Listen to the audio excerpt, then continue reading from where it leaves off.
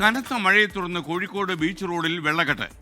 Food സ്ട്രീറ്റിന് മുന്നിലാണ് ഇപ്പോൾ വെള്ളക്കെട്ട് രൂപപ്പെട്ടത്. കാൽനട യാത്രക്കാർ വല്ലാത്ത ബുദ്ധിമുട്ടുന്നുവെന്ന് കോഴിക്കോട് ബ്യൂറോ പറയുന്നു. വർഷ ഗിരീഷ് ചേരുന്ന വിവരങ്ങളുമായി. പറയൂ വർഷ.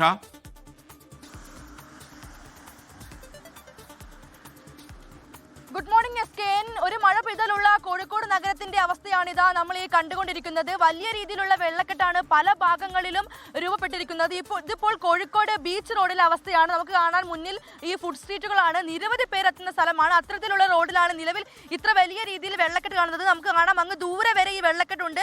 റോഡിലാകെ പരന്നു കിടക്കുന്ന ഒരു അവസ്ഥയാണുള്ളത്. പലതവണ വിഷയവുമായി ബന്ധപ്പെട്ട് കോർപ്പറേഷന് വിവരം അറിയിച്ചുവെങ്കിലും യാതൊരു പരിഹാരവും കാണാൻ വേണ്ടി കോർപ്പറേഷൻ തയ്യാറായിട്ടില്ല എന്നുള്ളതാണ് നമുക്ക് ഇവിടെ നിന്ന് ഫുഡ് സ്ട്രീറ്റ് ഉൾപ്പെടെ ഫുഡ് സ്ട്രീറ്റിലാണെങ്കിലും അല്ലെങ്കിൽ പുറത്തുനിന്ന് വരുന്നവരാണെങ്കിലും എല്ലാവരും പറയുന്നത്. കാരണം വൈകുന്നേരമായാൽ ഈ കോഴിക്കോട് ബീച്ചിന്റെ അവസ്ഥ അറിയാം, വലിയ തിരക്കേറുന്ന ഒരു സമയമാണ്. അത്തരം ഒരു സമയത്ത് നിരവധി പേരാണ് ഇവിടേക്ക് എത്തുന്നത്. അവർക്കൊന്നും ഈ മലിനജലത്തിൽ ചവിട്ടി കടന്നു പോകാൻ കഴിയാത്ത അവസ്ഥയാണ്. കെട്ടിക്കിടക്കുന്ന വെള്ളമാണ്, അത് മാലിന്യങ്ങൾ ഉൾപ്പെടെ നമുക്കിവിടെ കാണാൻ സാധിക്കും. ഈ വെള്ളത്തിൽ ചവിട്ടിയാലുള്ള രോഗങ്ങൾ വരുന്നതിനെ കുറിച്ച് നമ്മൾ പ്രത്യേകം പറയേണ്ടതില്ല. അത്തരം ഒരു സാഹചര്യത്തിൽ കുട്ടികൾ ഉൾപ്പെടെയുള്ളവർ ബീച്ചിൽ വരുന്നതാണ്. അവരെല്ലാവരും വെള്ളം കടന്നു വേണം ആ ബീച്ചിലേക്ക് കടക്കാൻ വേണ്ടി. ഇത്തരം ഒരു സാഹചര്യത്തിൽ പരിഹാരം കാണണമെന്നുള്ളതാണ് ഉയരുന്ന ആവശ്യം. ഇത് ബീച്ച് റോഡിലെ അവസ്ഥ മാത്രമല്ല, സ്റ്റേഡിയം ജംഗ്ഷൻ അവിടെ ഉൾപ്പെടെ വലിയ രീതിയിൽ വെള്ളക്കെട്ട് രൂപപ്പെടുന്ന ഒരു സാഹചര്യമുണ്ട്.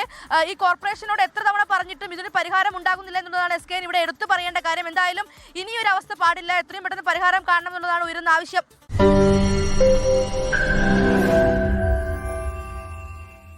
ലോകത്തെവിടെയായാലും ഏത് സമയത്തും 24 വാർത്തകളും ഓഗ്മെന്റഡ് റിയാലിറ്റി പാക്കേജുകളും എക്സ്പ്ലെയിനറുകളും വിശദമായി കാണാൻ ഞങ്ങളുടെ യൂട്യൂബ് ചാനൽ നിങ്ങൾക്ക് സബ്സ്ക്രൈബ് ചെയ്യാം.